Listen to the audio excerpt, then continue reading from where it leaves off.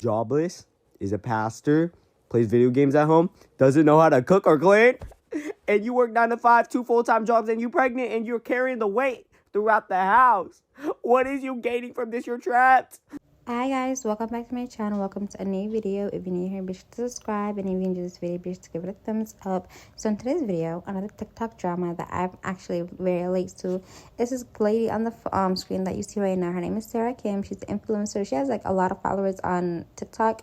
Anyways, a couple of days ago, was a couple of weeks ago, her and her man made a podcast, like the video that you see playing, basically where she was venting, saying how she feels so stressed and tired and overwhelmed because, one, she's working outside the home, two, she comes home, cooks and cleans for the both of them, and then on top of that, she's creating content, and then on top of all of that, she's pregnant.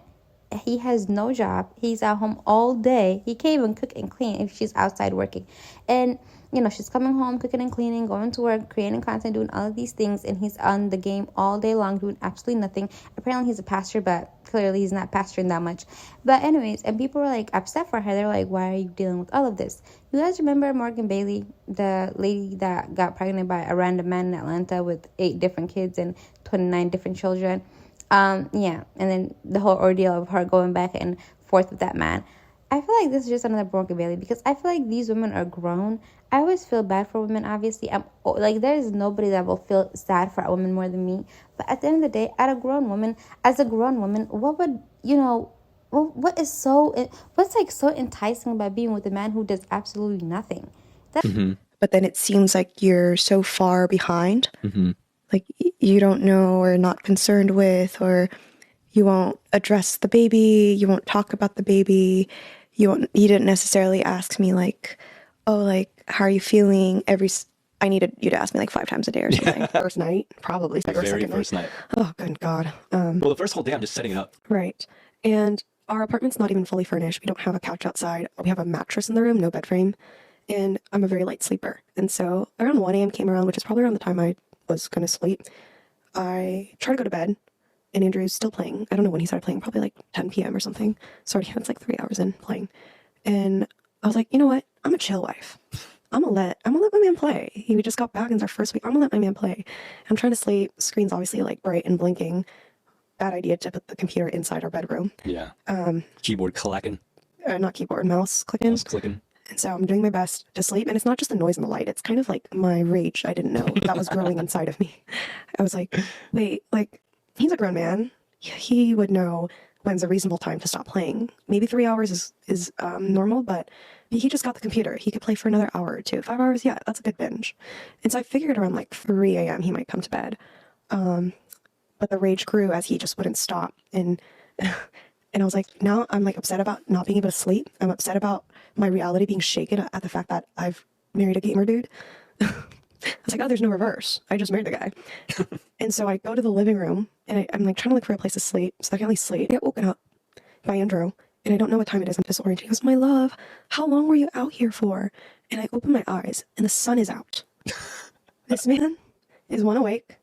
2, didn't know I was out here till the sun came out. Must have been 7 a.m. It was probably 6 or 7. Is this my life from now on? And I'm like, my love, have you been playing until now? And you're just like, yes. That's what's really killing me. All these red flags. It's not even a red flag. The man doesn't have a job. He doesn't do anything. At least you would think he would cook and clean because she's out working while pregnant. He doesn't even do any of that. And then she sits down on a podcast complaining about how she's tired and how she feels overwhelmed and how she feels sad. But at the end of the day, that's the marriage that you're choosing for yourself. You married him. And then mind you, she's I think 28, 29, and he's 30, he's 10 or 9 years older than her. So he should know better. They got together when he was 28 and she was 20 because they met at a coffee shop, and she recognized him because her brother used to know him. But at the end of the day, it doesn't really matter.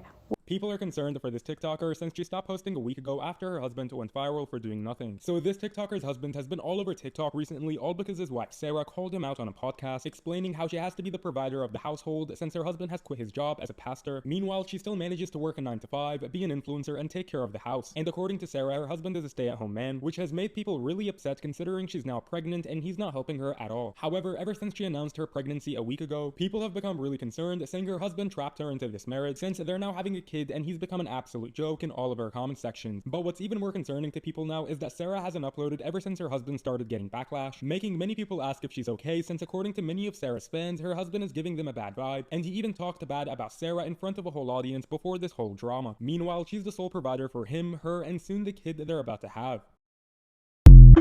I don't follow Sarah Kim on here anymore because I just tend to get the ick from any couples or family content. It's usually not personal, but in this case, I fear it probably was.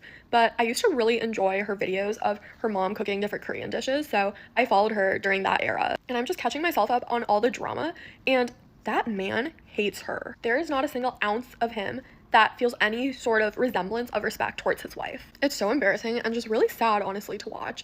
And that man has nothing going for him, while Sarah has everything aside from him going for her. Okay, so he doesn't have a job. That's okay. You can be a stay-at-home dad, right? Oh wait, you don't cook, clean, do any domestic labor around the house? You don't drive your pregnant wife places? Fine. Maybe he has generational wealth. Maybe he's providing monetarily somehow. No, Sarah is the sole breadwinner. Okay, well, maybe you at least support your wife's career, or at least TikTok career, since you're featured in her TikToks.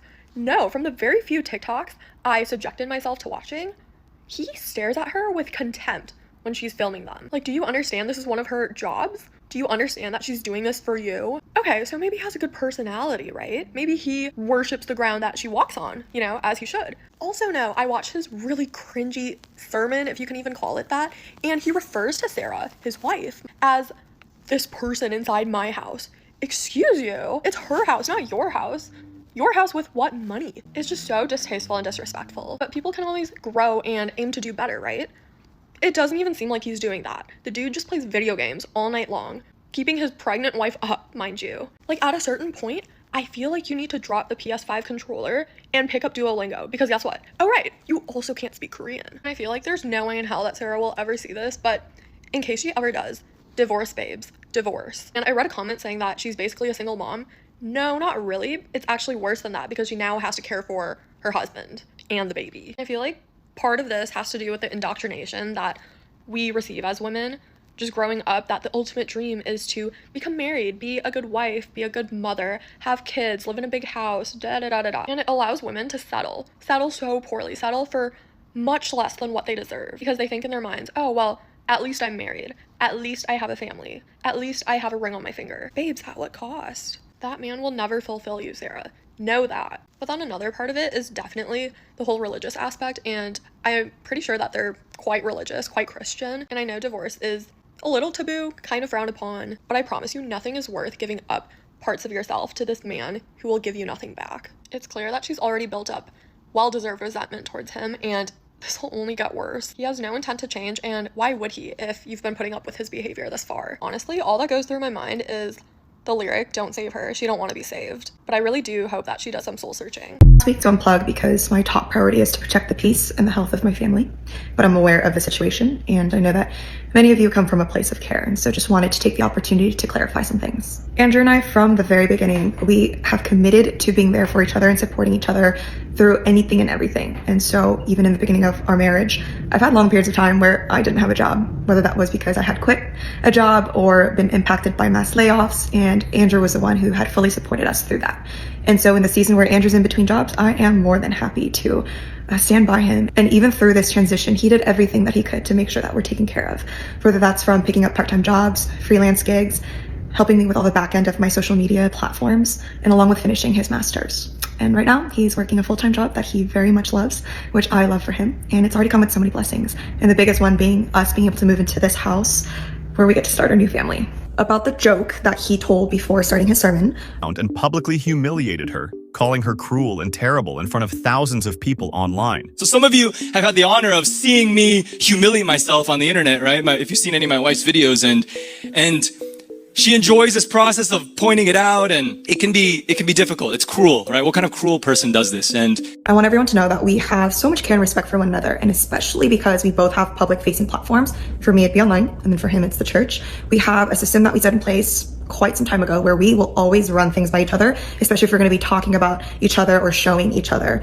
And Andrew simply would never say anything that I wouldn't already be aware of or something that I wouldn't like. The more important thing I want to talk about here are the painful stories that many of you have been sharing regarding your hurt and pain that have been caused by abusive church cultures and church leaders. And I want to take a moment to honor that because it's so real.